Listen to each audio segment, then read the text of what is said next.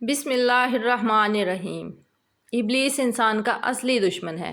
اکثر ذہن میں یہ سوال اٹھتا ہے کہ ابلیس کی نسل کی ابتدا ہوئی کیسے؟ ابلیس ایک جن ہے اور جس جن سے ابلیس کی نسل کی ابتدا ہوئی اس کا نام تارانوس کہا جاتا ہے۔ تارانوس 1,44,000 سال قبل دنیا پہ موجود تھا۔ تارانوس کی نسل تیزی سے بڑھی کیونکہ ان پر موت طاری نہیں ہوتی تھی، نہ ان کو بیماری آتی تھی۔ یہ آگ کی بنی ہوئی مخلوق تھی، اس لیے سرکشی ان میں بدرجہ عدم موجود تھی۔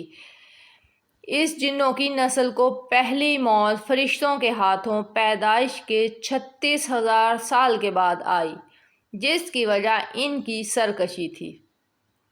یہاں یہ بھی بتاتے چلیں کہ یہ پہلی بار موت کی ابتدا تھی، اس سے پہلے موت نہیں ہوئی تھی۔ بعد میں چلپانیس نامی ایک نیک جن کو جنات کی ہدایت کا ذمہ سونپ دیا گیا، وہی شاہ جنات قرار پائے۔ اس کے بعد حاموس کو یہ ذمہ داری سونپی گئی۔ اس کے بعد حاموس نامی جن کو یہ ذمہ داری سونپ دی گئی تو حاموس کے دور میں ہی چلیپا اور تلبیس کی پیدائش ہوئی۔ یہ دونوں اپنے وقت کے بے حد بہادر جنات تھے۔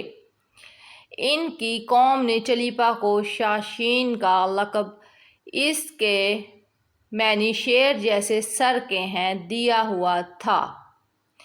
ان دونوں جنات کی وجہ سے ساری قوم کہنے لگی کہ ہمیں اس وقت تک کوئی نہیں ہرا سکتا جب تک شاشین اور چلیپا ہمارے درمیان موجود ہیں۔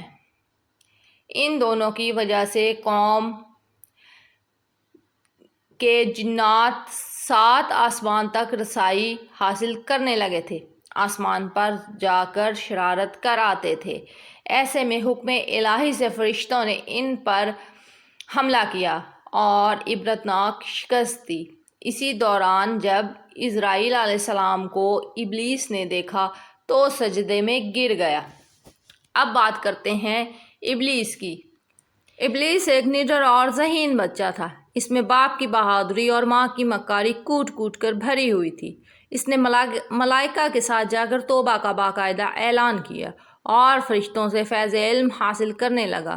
علم حاصل کرنے اور ریاضت کا یہ عالم تھا کہ پہلے آسمان پر عابد، دوسرے پر زاہد، تیسرے آسمان پر بلال، چوتھے آسمان پر والی، پانچویں آسمان پر تقی اور چھٹے آسمان پر قبازان کے نام سے مشہور ہوا۔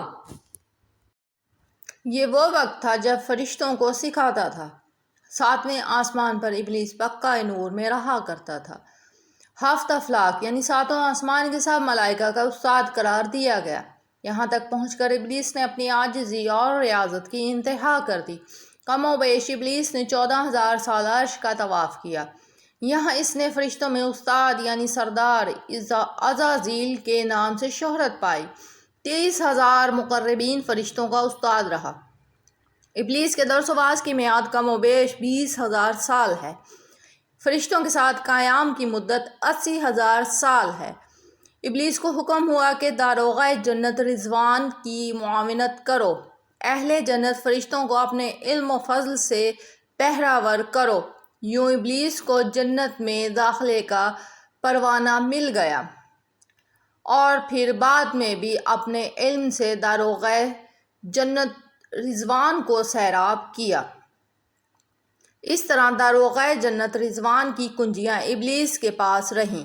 روایات کے مطابق ابلیس 40,000 سال تک یہ فرض یعنی کہ خزانچی کے فرائض سر انجام دیتا رہا۔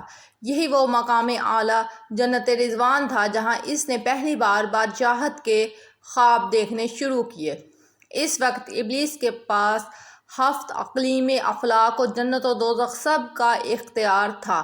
اس نے چپے چپے پر سجدے کیے تھے، خود کو بادشاہ بنانے اور رب بن جانے کے خواب دیکھنے شروع کیے۔ ملائکہ کے سامنے ربوبیت کی بات بھی کی مگر ملائکہ کے انکار کے سبب چپ ہو گیا۔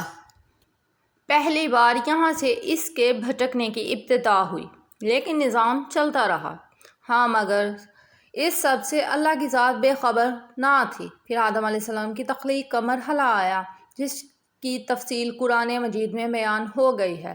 ابلیس آدم علیہ السلام کو جز باجز مرحلہ وار مختلف اقسام کی مٹی سے تخلیق ہوتا دیکھتا رہا اور چپ رہا، مگر جیسے ہی اسے معلوم ہوا کہ یہ آدم یعنی کہ آدم علیہ السلام اللہ تعالیٰ کا نائب ہیں تو اس نے واویلا کیا، اپنی عبادت اور اطاعت کا واسطہ دیا، پھر طنز کیا کہ جتنی عبادت میں نے کی اتنی کسی نے نہیں کی، اور آدم علیہ السلام کو سجدہ کرنے سے انکاری ہوا۔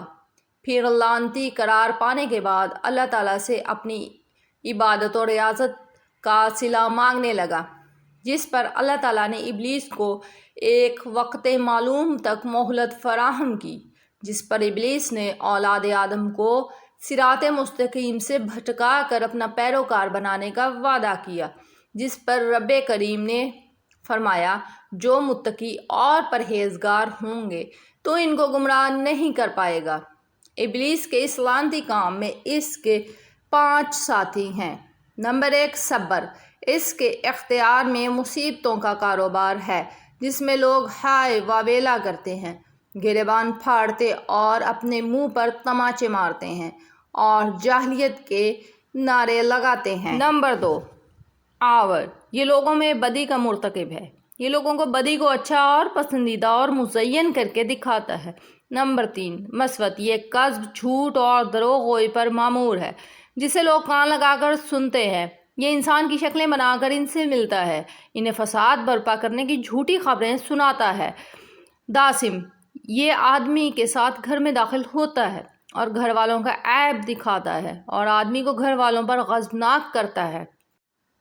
نمبر 5، ذکنیور۔ یہ بازاروں کا مختار ہے، بازاروں میں یہ بددیانتی کے جھنڈے گاڑتا ہے، بازاروں میں فحاشی اور برائیوں پر اکساتا ہے۔ ابلیس کا آدم علیہ السلام کو سجدہ سے انکار کا جذبہ حسد تھا، جس نے اسے مجبور کیا کہ میری جگہ آدم خاکی کو کیوں ملے، یعنی خاک سے بنے ہوئے۔ جذبہ تکبر اور غرور، اور صرف یہ ایک سجدے کی بات نہیں بلکہ اطاعت سے سرکشی کی بات تھی، شرک کی بات تھی۔ ابلیس نے دل میں خود کو رب مان لیا تھا، اسی شرک عظیم کی بدولت رب العزت کی بارگاہ سے نکالا گیا۔ ثابت ہوا کہ اللہ تعالیٰ کو عبادت و ریاضت، دانش و حکمت سے کوئی غرض نہیں، وہ تو دیکھتا ہے کہ دل میں اطاعت و فرما برداری کتنی ہے۔ اسی بنیاد پر پرہیزگاری کے درجے قرار پاتے ہیں۔